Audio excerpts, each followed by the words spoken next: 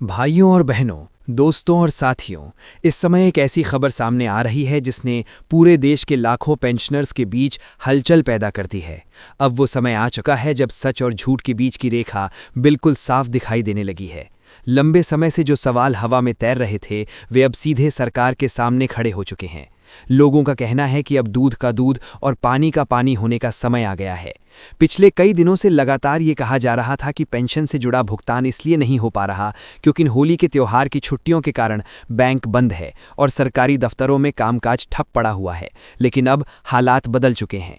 त्योहार की छुट्टियां समाप्त हो चुकी हैं, बैंक खुल चुके हैं, सरकारी दफ्तरों में कर्मचारी अपनी कुर्सियों पर वापस बैठ चुके हैं और फाइलों पर काम फिर से शुरू हो चुका है। ऐसे में सबसे बड़ा सवाल ये उठ रहा है कि आखिर अब अगला कारण क्या बताया जाएगा। देश के लाखों EPS 95 पेंशनर्स पिछले कई वर्षों से एक ही मांग को दोहरा रहे हैं। न्यूनतम पेंशन को बढ़ाकर 7,500 रुपये किया जाए और इसके साथ महंगाई भत्ता यानी DA भी दिया जाए। इसके साथ ही 2015 से लेकर 2026 तक के लंबित एरियर का भी भुगतान किया जाए। पेंशनर्स का कहना है कि ये केवल कोई अतिरिक्त सुविधा नहीं बल्कि उनका अधिकार है, क्योंकि उन्होंने अपनी पूरी जिंदगी मेहनत करके इस देश की अर्थव्यवस्था को मजबूत बनाने में योगदान दिया है। जब वे नौकरी कर रहे थे तब उनके वेतन से नियमित रूप से योगदान लिया गया था और उसी आधार पर उन्हें पेंशन का अधिकार मिला था। लेकिन आज स्थिति ये है कि लाखों बुजुर्गों को इतनी कम पेंशन मिलती है कि उससे उनके रोजमर्रा के खर्च भी पूरे नहीं हो पाते। सरकार की ओर से पिछले दिनों ये कहा गया था कि भुगतान में देरी केवल इसलिए हो रही है क्योंकि होली की छुट्टियों के दौरान बैंक बंद थे। ये तर्क कुछ समय के लिए लोगों ने स्वीकार भी कर लिया, क्योंकि त्योहारों के दौरान सरकारी व्यवस्था धीमी हो जाती है। लेकिन अब जब त्योहार समाप्त हो चुके हैं और सामान्य कामकाज फिर से शुरू हो चुका है, तो वही सवाल फिर से सामने खड़ा हो गया है।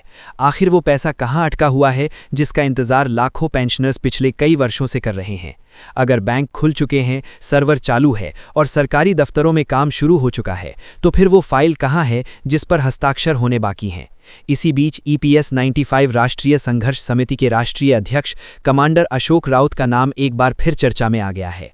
बताया जा रहा है कि उन्होंने सरकार को जो अंतिम अवसर दिया था, उसकी तय समय सीमा अब समाप्त हो चुकी है। इस समय वे अपनी पूरी टीम के साथ दिल्ली में डेरा डाले हुए हैं और लगातार स्थिति पर नजर रख रहे हैं। आंदोलन से जुड़े लोग कह रहे हैं कि अब फैसला टालने का समय खत्म हो चुका है। यदि आने वाले कुछ घंटों के भीतर पेंशनर्स के मोबाइल फोन पर बैंक से भुगतान का संदेश नहीं पहुंचता, तो इसे सरकार की ओर से एक गंभीर संकेत माना जाएगा। आंदोलन से जुड़े लोग अक्सर एक उदाहरण देते हैं राफेल विमान की रफ्तार का। वे कहते हैं कि जिस तरह राफेल की गति बहुत तेज होती है, उसी तरह अब उन तथाकथित काली फाइलों के खुलने की चर्चा हो रही है, जिनका जिक्र कई बैठकों में किया गया था। कहा जा रहा है कि यदि सरकार ने समय रहते कोई ठोस कदम नहीं उठाया, तो वे फाइलें सार्वजनिक की जा सकती हैं, जिनमें कथित रूप से कई ऐसे नाम दर्ज हैं जो इस पूरे मामले को विवादास्पद बना सकते हैं। आंदोलनकारियों का कहना है कि वे टकराव नहीं चाहते, लेकिन यदि उन्हें मजबूर किया गया तो वे सच सामने लाने से पीछे नहीं हटेंगे। इस पूरे मुद्दे के बीच एक और बात बार बार उठाई जा रही है। लोगों का कहना है कि छुट्टियों के दौरान बड़े उद्योगपतियों की फैक्ट्रियां बंद नहीं हुई थीं, शेयर बाजार भी चलता रहा और बड़े आर्थिक लेन देन भी होते रहे। उद्योग जगत की गतिविधियां बिना रुके जारी रहीं, लेकिन उसी समय एक गरीब पेंशनर के घर में चूल्हा ठंडा रहा, क्योंकि उसके पास इतना पैसा नहीं था कि वो अपनी ज़रूरतें पूरी कर सके। यही वजह है कि अब सवाल और भी तेज हो गए हैं। अगर बड़े उद्योगों की व्यवस्था लगातार चल सकती है, तो फिर पेंशनर्स के भुगतान में इतनी देरी क्यों हो रही है? अब ये मामला केवल एक प्रशासनिक देरी का नहीं बल्कि पारदर्शिता का सवाल बन चुका है। लोग पूछ रहे हैं कि 2015 से लेकर 2026 तक का जो पैसा लंबित बताया जा रहा है, वो आखिर किस तिजोरी में बंद है? यदि वो पैसा उपलब्ध है तो उसे जारी क्यों नहीं किया जा रहा? और यदि वो उपलब्ध नहीं है तो फिर वर्षों से ये वादा क्यों किया जाता रहा कि जल्द समाधान निकाला जाएगा?